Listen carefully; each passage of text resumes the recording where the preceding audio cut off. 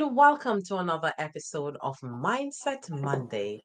Today is Monday, November 3rd. We are on the stretch of closing out the year, and we are on the second to last month of the year, November.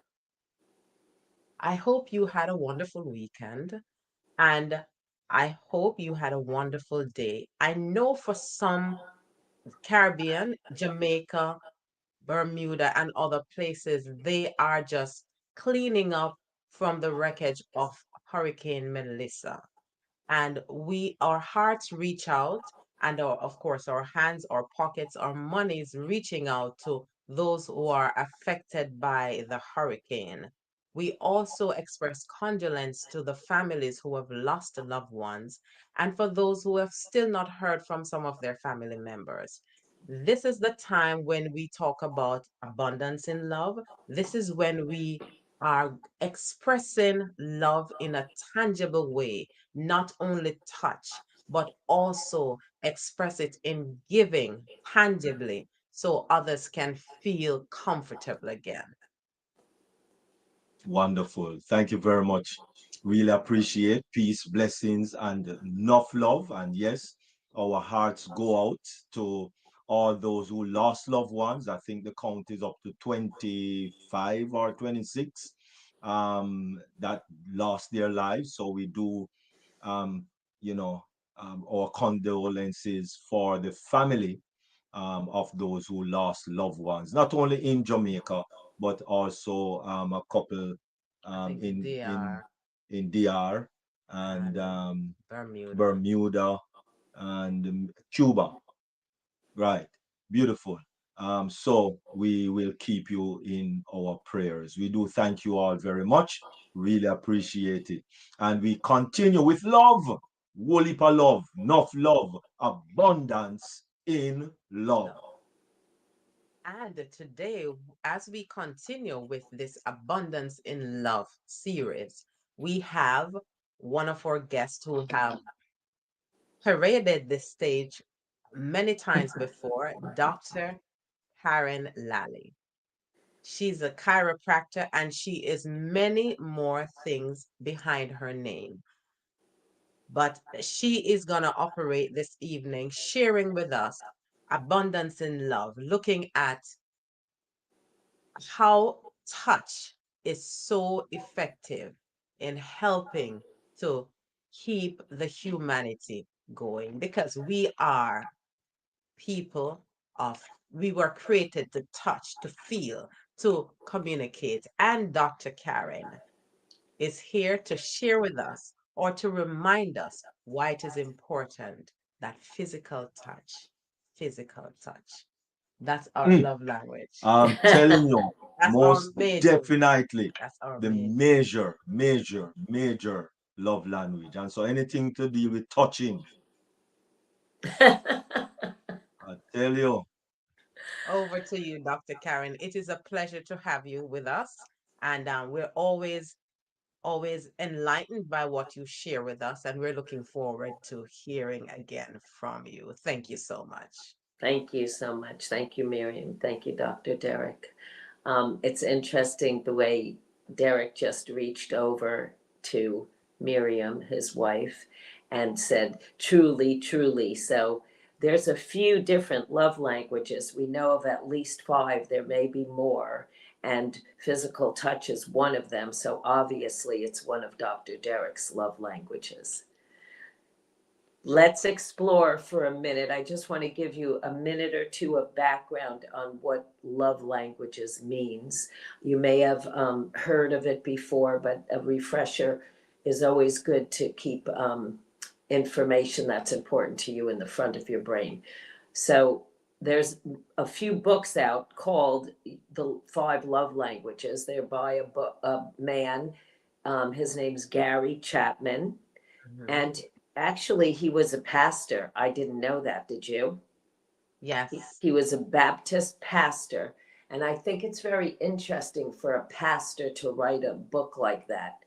Obviously, he wanted people to understand how to communicate their love as a couple in a family situation or in other things. And I'd love to, as we go through tonight, give a couple of examples, and I'd love to hear examples from the audience as we go through this. So the 5 love languages, I'm just going to very briefly go over them. The first one, and these are not in order of importance, everyone is equally important. So I'm just picking this as a manner of progression, but not in a way of seniority or importance.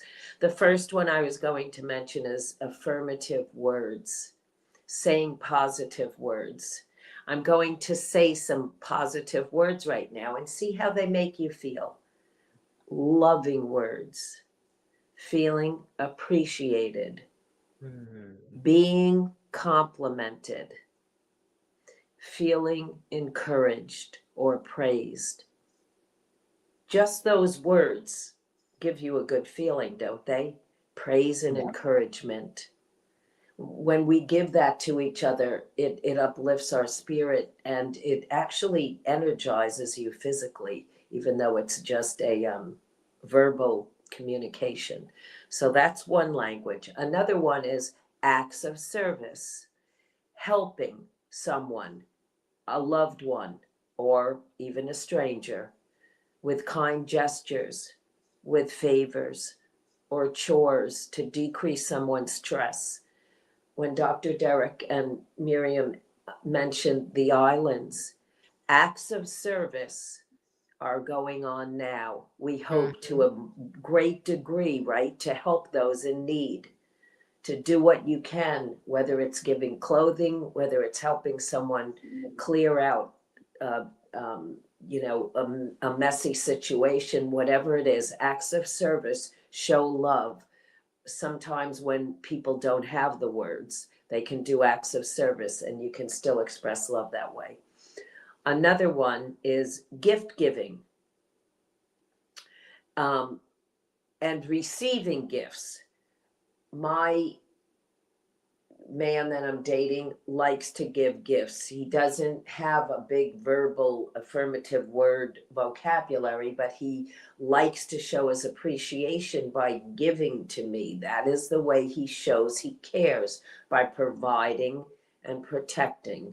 So gifts that symbolize caring or affection. And it doesn't matter if it's a big gift or not. It's the act of giving and receiving that's important in this love language.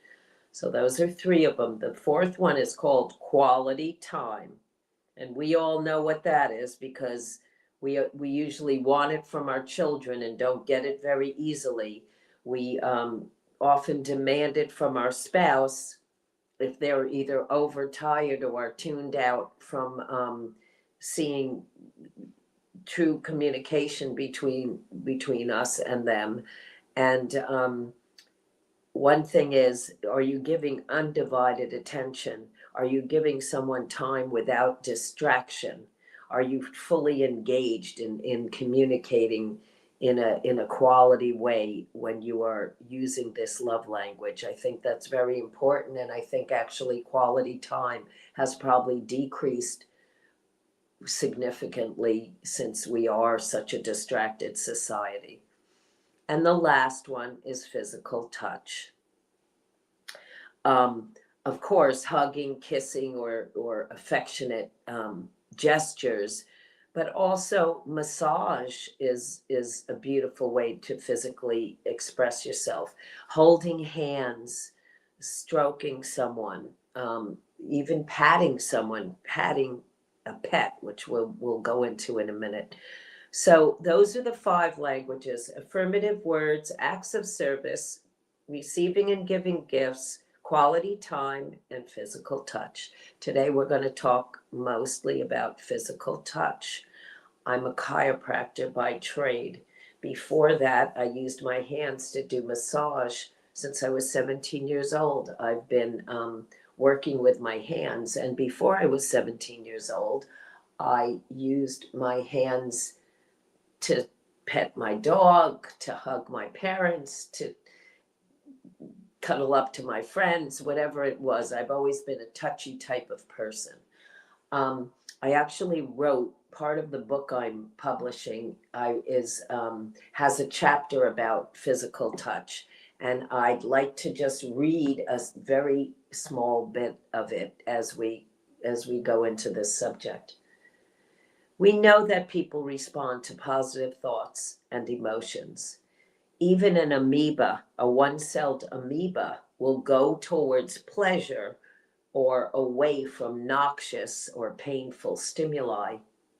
Isn't that amazing? Even a one-celled creature knows to go away from pain and towards pleasure. We all crave a pat on the back in the form of touch, not only including humans, but plants and pets. Excuse me. We all need positive attention from those around us, from our family, from our boss, from our friends. I'd just like to ask you to think for a moment. How do you express your love to a significant other or yourself or even a pet? While you think about that, you might get clues into what your real love language is. This elemental need for touch drives us to get attention. And if we get ignored or we have bad attention as a reaction to our actions, we can turn that feeling inward and get sick. Or people turn it outward and do terrible things. They strike out by fighting or harming someone or going on a shooting spree. So all of this is still a way for someone to get attention.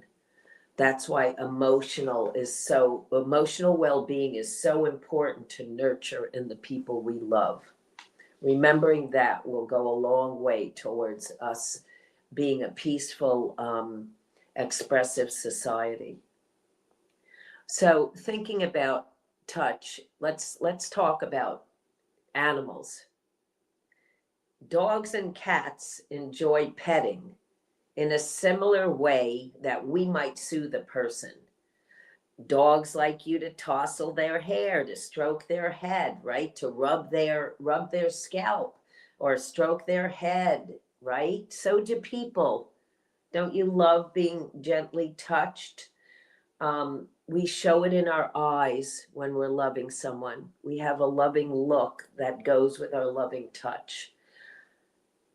Dogs and cats both show that. Dogs and people show it in their eyes. Cats purr. Bunnies snuggle in, and one day the lion may lay with the lamb. But until then, we have to settle for learning how to better express ourselves and our feelings to our loved ones, and a great way is through touch. Words, even the ones I'm saying now, can be misconstrued, but a soft touch can be a very simple way to convey a lot of feeling. So thinking about that, even when you pet your dog, and when we pet our dog, we get nurtured from it, doing the act of petting the dog as much as the dog or cat getting it from being pet.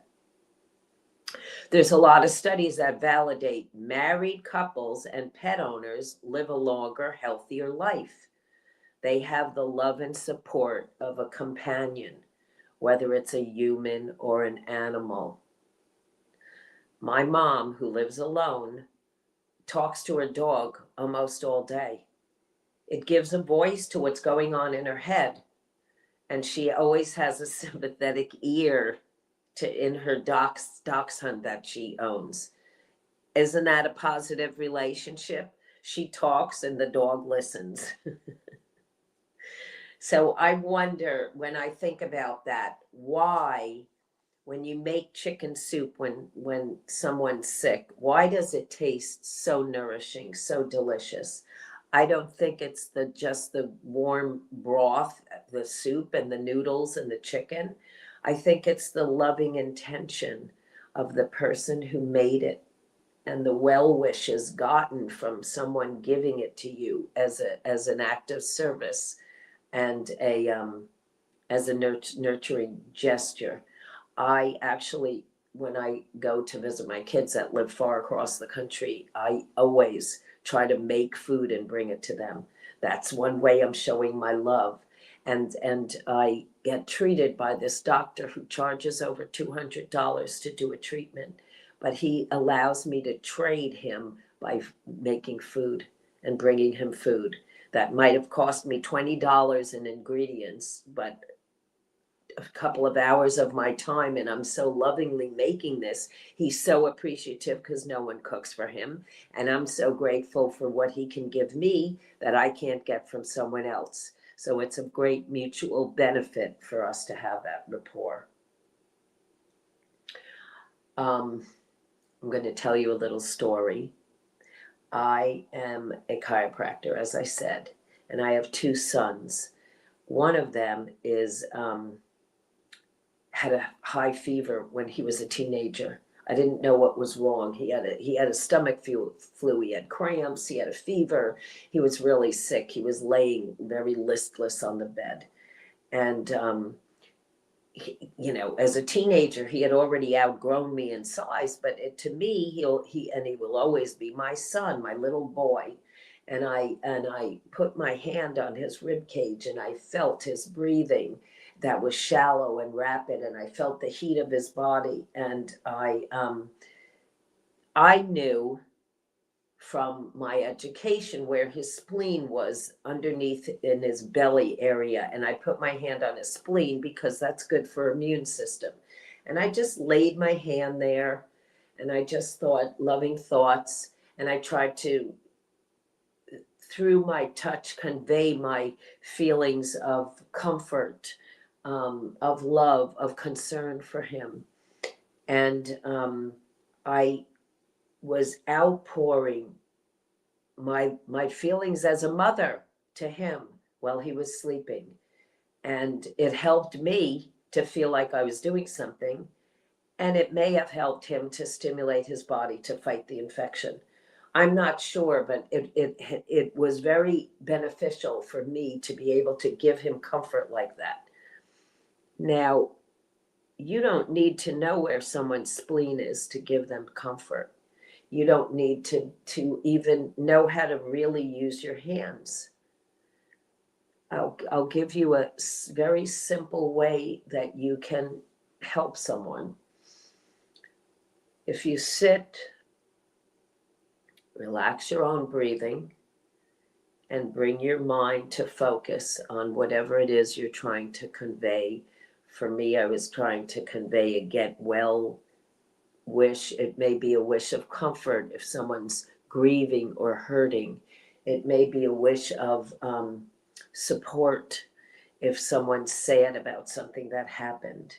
So with the idea of what type of comfort you would like to ask, that you would like to give, you just take your hand in a gentle way, with a soft hand, and lay it on that person. And even as I just did that, I just laid my own hand and I'm just rubbing my own shoulder. My shoulder actually feels that I'm sending a loving message to myself. And you can do that to yourself or to a friend. You're ministering to them like a minister will do that to his congregation. You're comforting them, you're offering encouragement. And even if you don't know what you're doing, your presence is often enough in that situation. Because think about it, a lot of times the only time people go to touch somebody is when they're sick or on their deathbed, when you wish you had done it much sooner than waiting towards the end. So don't neglect and put off you giving your love language message of physical touch.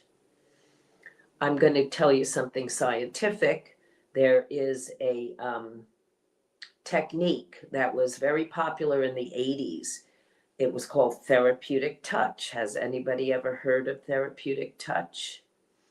It was a nurse, a nursing professor. Her name was Dolores Krieger. And They actually started using it in medical and surgical settings in hospitals. And the premise of it is that we have not only a physical body, but an energetic body, that we have an energetic field around us. And therapeutic touch, they're putting their hands on the body or sometimes just close to the body to give healing and energy to a person's, they call it the human energy field. And this helps heal physical ailments. Isn't that interesting? Just by touching, even if you're not that trained, you can help physical ailments. So they did a lot of studies in the 2000s, 2009, 2010, and it showed positive outcomes in 18 out of 21 of the studies that had over 1,300 patients. They 80% reported experiencing release of their symptoms that had to do with pain or anxiety or sleep or nausea. And you can even do it remotely. I'm not going to get into how to do it remotely. You can go on and research it a little, but it means doing something without the person being in the same room with you. And Reiki practitioners also do that. They channel the energy to activate the natural processes in a person's body to promote healing. So Reiki, Reiki, or therapeutic touch are both ways which you can look up if you want to learn more about it, how to give therapeutic touch to someone. Now, I am a chiropractor and I do have a lot of training. So when I am putting my hands on someone, I have a great concentration and intention on what I am trying to do, how I am trying to communicate to that person's body. The message I'm trying to convey a lot of times is I'm listening, I'm here, I care. And allowing, I'm thinking, though I don't usually say this, I'm allowing my energy to flow to them and to heal them, with me just being a conduit. I'm just being a channel. That's how it is with Reiki too, that you will use your energy to bring it through you and out your hands into the other person to see if they can receive some energy, some healing, and some vitality from me. It's interesting if you really focus, just like people focus on their phone, you can sense, you can do it like a game and see if you can sense what a person may need in terms of touch, especially if you are interested in what they're going through and how they might benefit from being healed. So if you get still and quiet and listen and kind of see what flows into your mind, you might get clues onto what they need. And you can always act in a way that makes you feel good. What would relax you? What would give you comfort? How can I bring love to this situation? When you think like that, you can come up with ways to make someone feel more comfortable or to help them heal.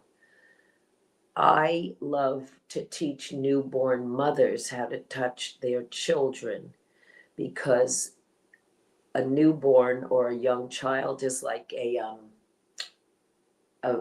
blank palette, a blank canvas. They're taking in, we're laying on their life experience with every day that a newborn's alive. And their nervous system, from their head all the way down to their tailbone and out into their arms and legs, is still developing for several years. And really the brain develops in men. It's not even developed until 25 years old. Did you know that, Dr. Derrick? In women, it's a little bit sooner because we have to Sure. watch over everybody. Mhm. But so you can open your heart, and that's what the young mothers can do with their children, and just run their finger down either side of their little spine that isn't even fully formed yet. They can do different strokes on their skin to get them the physical feelings of, oh, this is touch, oh, this is warm, this is cold, this is pleasurable, this is too strong, and whatever. And your heart can become intertwined. You can have it's called quantum entanglement in science, but we're talking about even beyond science. We're talking about the basis of us humans. And I think it's more than science, it's beyond science, it's more spiritual than science. So it's so poignant, it's so touching for us to be able to touch. Those are precious moments. And as Miriam said, we're here now in this moment. I'm using my body, my brain to make Mhm. these words, and I'm using this as we're in this physical existence. We can hug, we can love, we can express with our words and our touch. And we're lucky that we're here to do that. That's Yep. why we're not just floating around in spirit. God gave us this body so that we could Mhm. actually have a physical experience on earth. And I think that's a beautiful thing. So I say Mhm. embrace what you can in word and deal, and in words and in deeds. Well, someone's in front of you before you've missed the opportunity and it's too late. So those are important parts of touch and healing that I'm bringing to the table now. And I have many, many more things I could talk about, but I'd love to open it to the table. I'd love to have some of you think about what you think your love language is, and what you think about touch as a love language. And maybe if you have a question or a story or a comment, I would love to hear, some people's experience. Or if you want to ask me some technical question about touch, I'm happy to answer any. Okay, that was wonderful. Now, are there any questions before I ask my question or comment? Are there any comments or questions? Well, no, I'm not seeing any as yet. Okay. And also on this varied social media platform, not really seeing any as yet. Okay, so my question or a comment first. I remember when I was very young, I never liked cats because I think cats they normally it's cat is my rival because I always like to be itching up on mom, itching up and the cat is always there. The cat is like trying to get my little space. So I never like cats because they just love the cuddle and I want it to.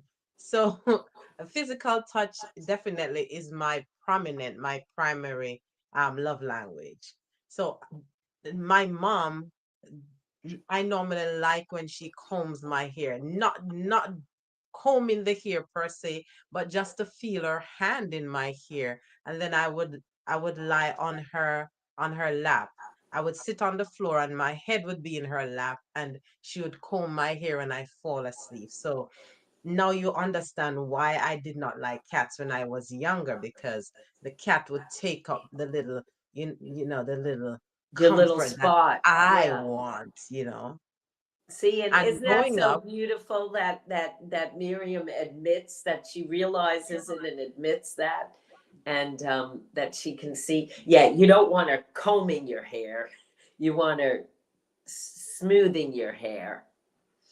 And my son, one of my sons who has very thick hair, he likes me. I take my hand and I actually pull. I take it. I don't pull it like this, but I take it close to the scalp and I kind of squeeze it like this, and I squeeze his scalp with my hand. And I don't think it feels that good to squeeze it, but he loves it.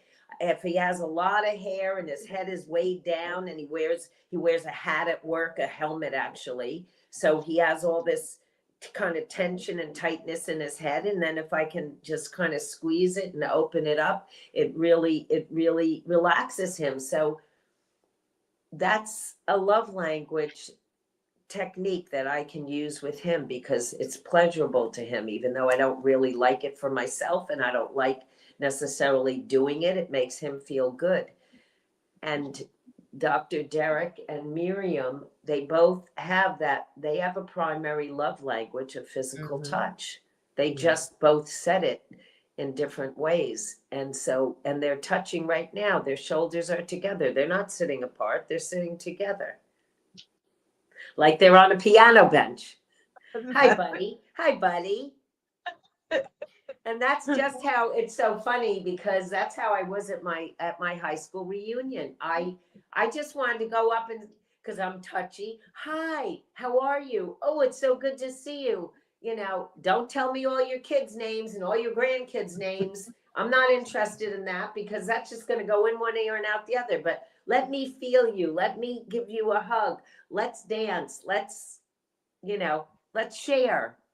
And for me, a lot of it is doing it with physical touch because that really resonates with me. So finding people who relate your way.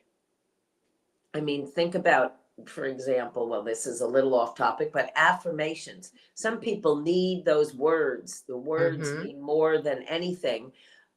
Those people might even be a little afraid of touch, because words are easier than actual touching. So you can touch somebody with your words, if you don't feel comfortable to touch them yet. I know when I go to New York, when I go to Phoenix to work, I tap them on the shoulder like a real New Yorker. You know how we go, hey, hey, hey. I say, hey, I think I can help you, but you got to get over my personality because I'm from New York. We're touchy. I'm out there. I'm saying things in a strong manner, and I'm going to put my hands on them. So I want them to know I'm using my words to say, get ready, don't be nervous. Here, I even say, here are my hands, and then I say, here are my tools, here are my hands. Like, here I come. Just to hmm, Go ahead. just to chime in on what you're saying. Persons would never believe when I say that when I was younger, going to school, I was an introvert. I was like a hermit. I don't want nobody to touch me. Don't speak to me. Don't interact with me because, first of all, most of what boys discuss or what boys talk about was irrelevant. Um, because if you are not a bully, then you are receiving Mm-hmm. bullyism. And so I just keep to myself, and and that was it at school. But I realize and I come into development where on believing that touch is actually my main love language. I just love to touch and I love touching. But I need to ask you a question since you are in that field, and you are also of the main love language of spirit of physical touch also. Do you sometime find that people are misled by the fact that you're of a touchy feely type of person? Do you find that persons are misled into thinking that you are into more than just a platonic relationship? Isn't that a great question, guys, that he's asking? And you notice it's a male asking. It's not a girl asking, it's a guy asking. So, um, first of all, I want to comment on your story, if I may. You probably crave physical touch even more now because you didn't have it as a kid. You didn't want it. You were walled off to it. And then when you opened up a little to it and you realize how much you liked it, not that you're starved for it, but you can appreciate it even more than someone who didn't have that experience. So that's a beautiful thing. So put your arm around him, Miriam. Yes, he's leaning in. He's leaning in. See, just saying it. You're right. You're right. That comfort. Yeah. We're not bullying you. We're here for you. We're loving We're on here for you. All you. of those things, We're right? here for you. Now, as far as platonic and a sexual touch, um, there's a lot of women here, right? They're almost all women. Um, I pose the question, I'm answering your question with a question.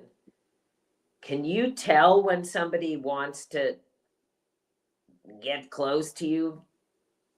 I bet you every one of these women Mm-hmm. can, Mm-hmm. from the type of touch, even from the type of hug, Yeah. and the type of look that goes with that touch, right? Mm-hmm. Our gut knows what that is. Now, if they're a starved for affection person, if they're a hopeful in their own mind and not tuning into anything that's going on in the actual context of the relationship, it could definitely be misconstrued. Yes.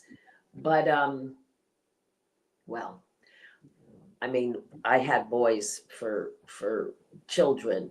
I mean, I'm very touchy feely, and they are too because of that. But I say, manners, being a gentleman, right, are all part of the appropriateness of the of touch. Um, if a guy I'm going out to with for lunch and we're talking and we're getting real excited and we're connecting through words, but they put their hand on my leg, that's different. Do you know what I mean? Than if they reach across the table and grab my hand and say, I'm really into this conversation. So it depends. I mean, there's erogenous zones and there's privacy zones, right? Mm-hmm. Somebody can pat you on the shoulder, but you don't want them sliding down too far. Somebody can pat you on the knee, and I don't even really want that unless they're somebody I'm close to. But don't go above my knee. You know what I mean? So I think there's definitely probably cultural as well as social boundaries um, that go with touch.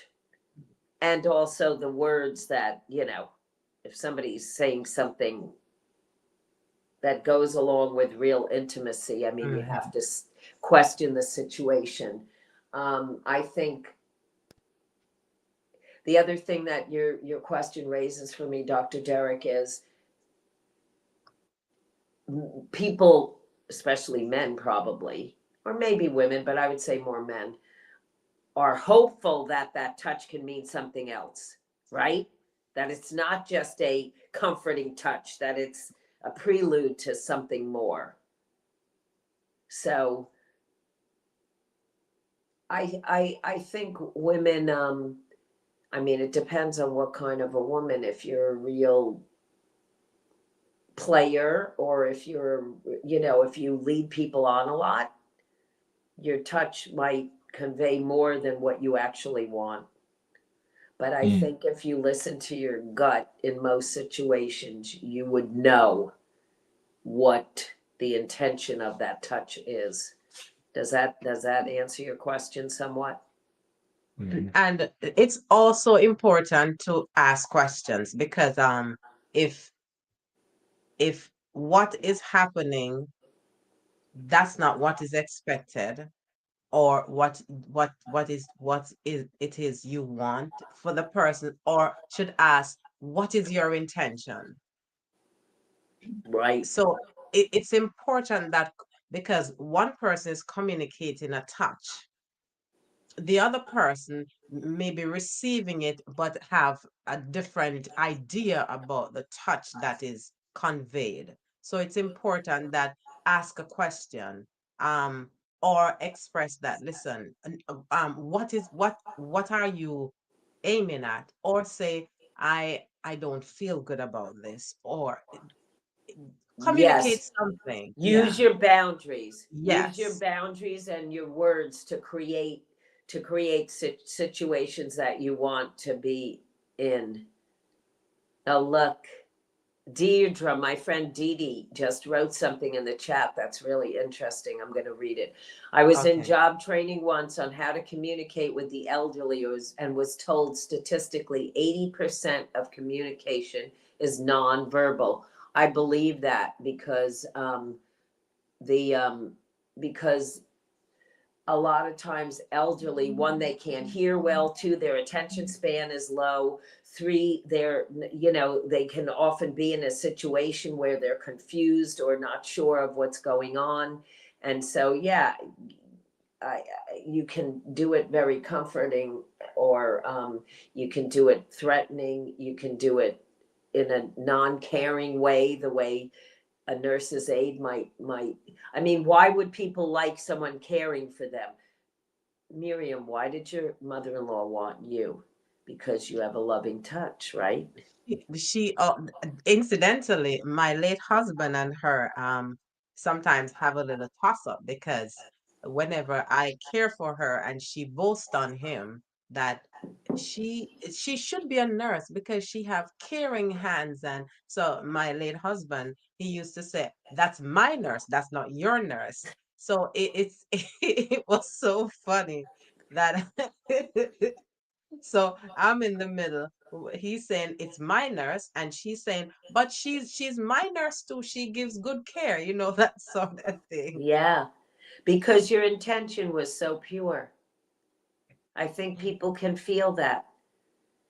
Even when I help my mom if she's in the shower and I'm going to scrub her back. Am I doing it all rough and, am I being brusque about it and just getting the job done? Or am I doing it in a loving way? I know she's Mhm. always itchy in the middle. Am I going to go over the middle part a little bit more? It depends on, how involved you are, how tired you are, if you really want to convey something or not.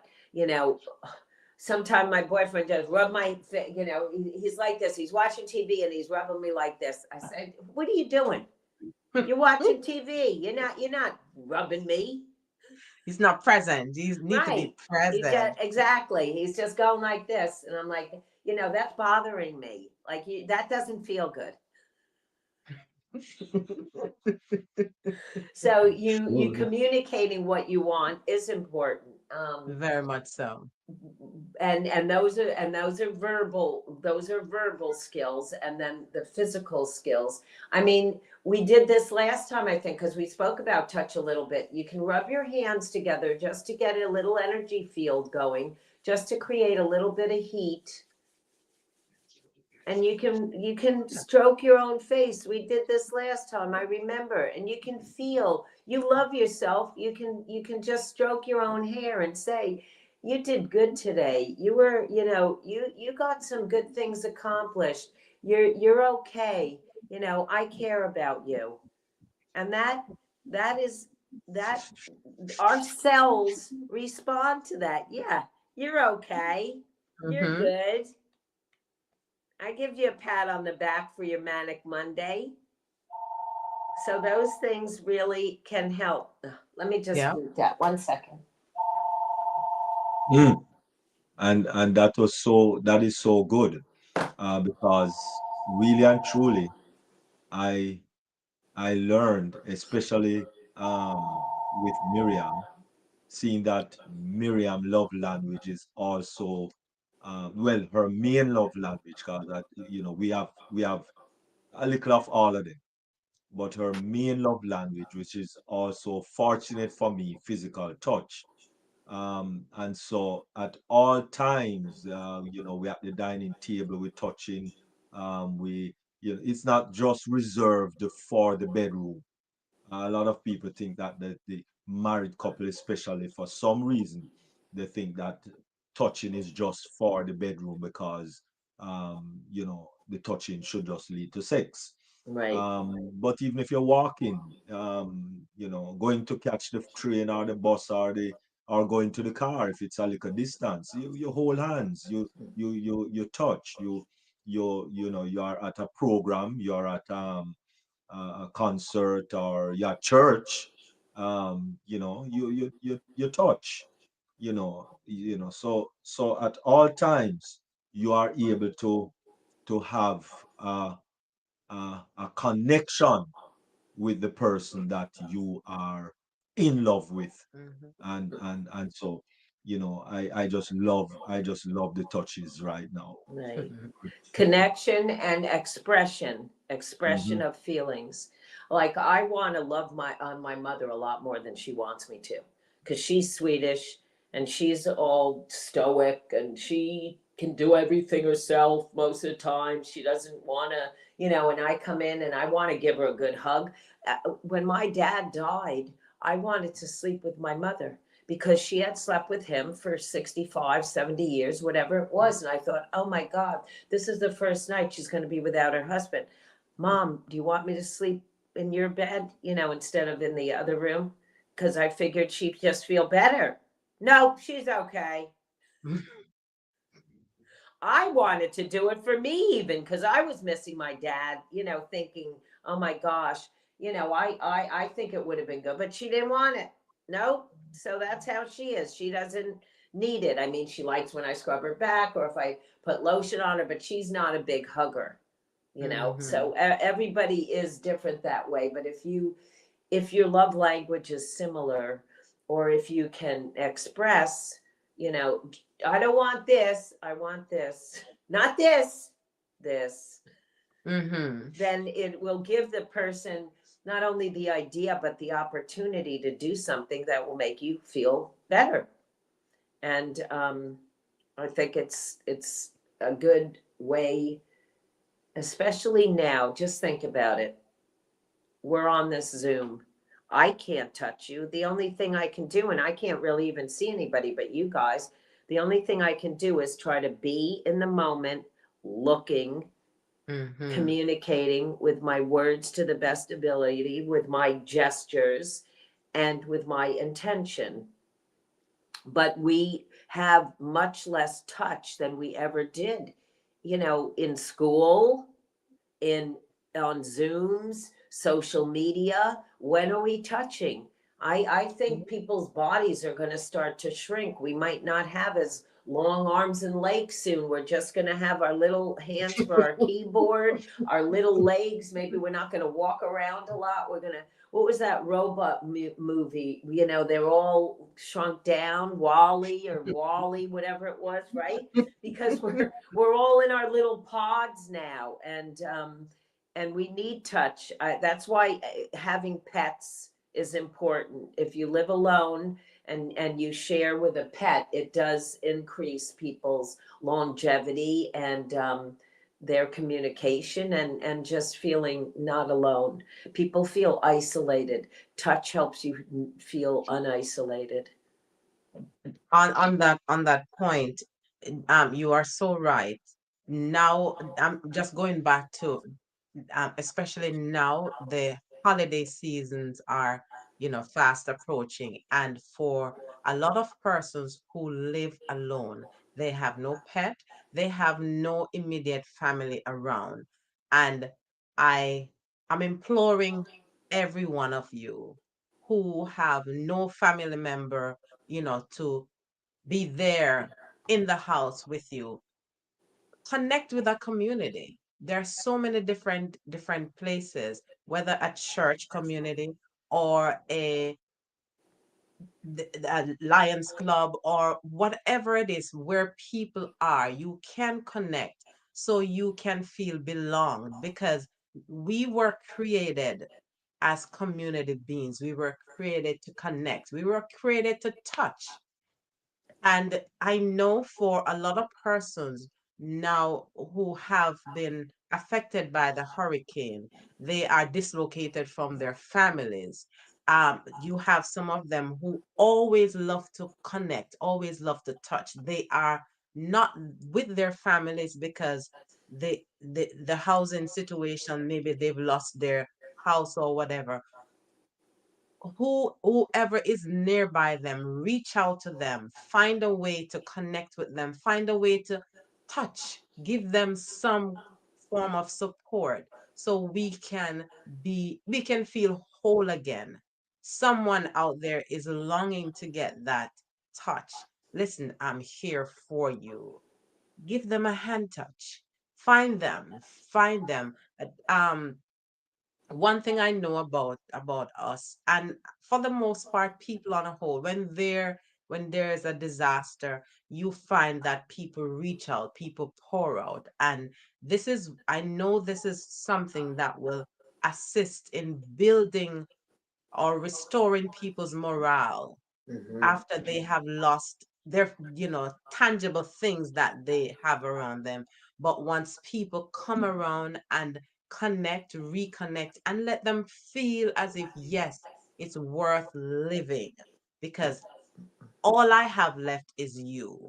Mm. Right. People, I've lost my house, my physical belongings, but all I have left is you. And physical touch is what helps to restore people returning to a normal state of life, even without the attachment of the physical things that they have lost. Yes, that's so important. You're saying something really poignant. And touch grounds you. It brings you back to your body. If it, like say going through a disaster and your mind is going and you're thinking of a million things and you're reliving things in your brain, and you don't have control of what's going through your mind, but if you can get into your body more, it'll help to calm your mind. And the other thing, which is, you know religion based, but I think it's appropriate, is how did Christ say it? He said that, the body, the church is the body of Christ, Mm-hmm. right?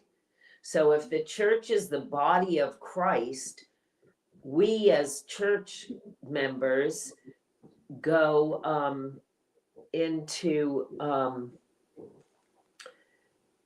our hands, our expression through physical touch is like the church or Christ reaching out through us.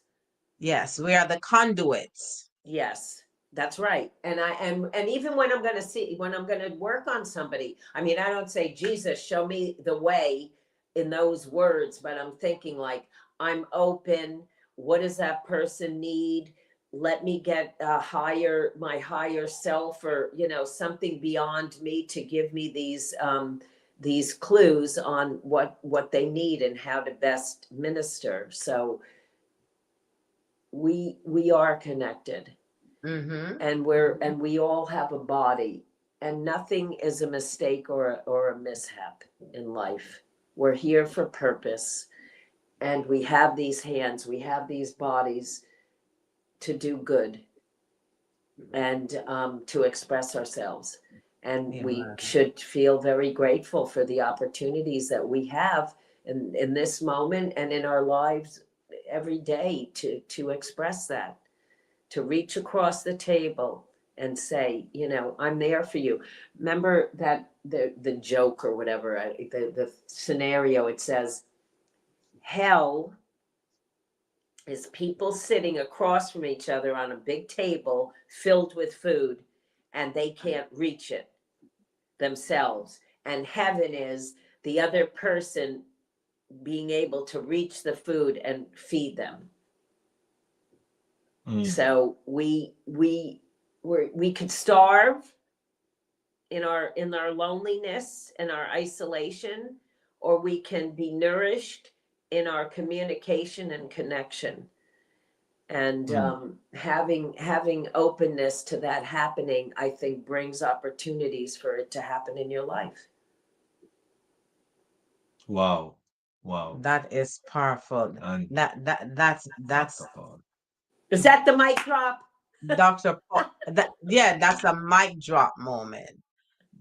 Dr. Paul said something here. Touch is all about intention and feelings. Yes. Amen. Yes, Amen. exactly. Amen. Amen. Intention, the intention of what you're trying to do with your touch, and what you're trying to convey with your feelings. Yes. And if you want to go into the science part, you can touch somebody and their hormones can go crazy just as a reaction to that touch. You can touch somebody and soothe them, and their dopamine and serotonin will come down and calm them. So we have actual physical chemical reactions Mm-hmm. to being touched and to our touch. Amen. Let me hear what Queen Veronica says. Let's see. Be gentle with the other person if he or she made a mistake in expressing their love language. Hmm. Mm. Yeah. Hmm. Veronica, I think you should get on and let's bring that up for discussion before we close out if you want to, because that's a very, I mean, be gentle with boundaries, Mm. right? Veronica, you want to expound on that. Somebody told me this: love unconditionally, which love unconditionally with boundaries. You Mhm. know, when you love unconditionally, y- boundaries is actually set up in that, because when you love, you are caring about the person, you are caring about their needs, and that's how you stay within the boundaries that is set. Mm. Yeah. Wonderful. So does anybody have any specific questions that they want to bring up on this subject? I Does haven't any seen any questions. No. So what I'm gonna ask Dr. Karen, you can just give us your final statement, and then we'll close for today. I think that an interesting thing would be to go on Google and see about taking a short quiz on love languages. There's several of them out there. You can go. The guy who wrote the Five Love Languages book, his name's Gary Chapman, Chapman, and I'm sure that he has a quiz you can take, and that way you can get to know yourself a little bit better. You can see, is physical touch one of your primary, or is it not that important? Um, to tell you the truth, my kids aren't on here, so I can say this. I don't think my kids, I have two young men, they're 22 and a half years old. I don't think that they're as physically touching in their lives as I am, for sure, because I'm a toucher. But even in general, I think people are less into touch than they were before, and it's a Mhm. shame. I think Mm. people need it. I think animals need it. I think good touch fuels compassion and empathy, which are very important human attributes to uncover and to expose and expand on in daily life. So Mm. that's my final answer. Awesome, awesome. The exploring the idea of touch, which is so important. And Dr. Karen, thank you for sharing in another light, especially with your technical experience, and as a chiropractor, you know exactly where to touch, how to touch, Mm. to make sure that your patient feels restored. They're restored back to health, and especially for someone who have no one to touch them, but for someone who have gotten hurt, you know exactly the techniques to do in order to restore. And I thank you so much for sharing your expertise with us. And this topic is just the at the tip of the iceberg. She has not gone extensively. When she returns another week, she'll be sharing much more with us and helping us through this series of abundance in love. Mm. How to love on yourself and how to love on your siblings, your husband, wife, your mother, father, how to love, how to help yourself, how to restore back that wonderful feeling of wanting to be touched appropriately. Yep, Wonderful. sharing touch and feeling your place in the universe, how you fit in through your Mm. presence.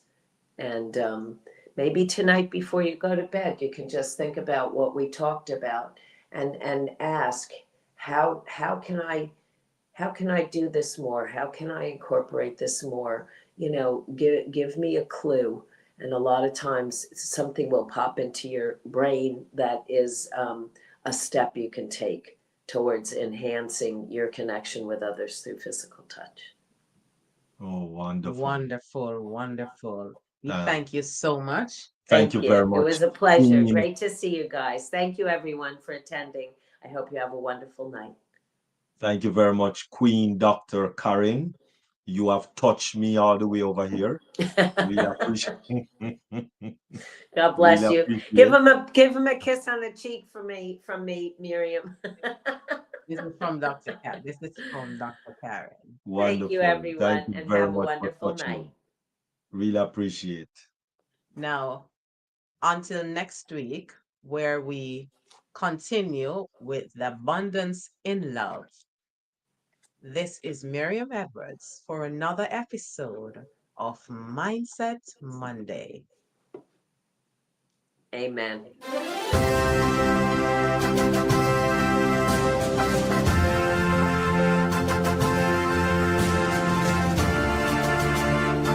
I'm not sure, but I just got off.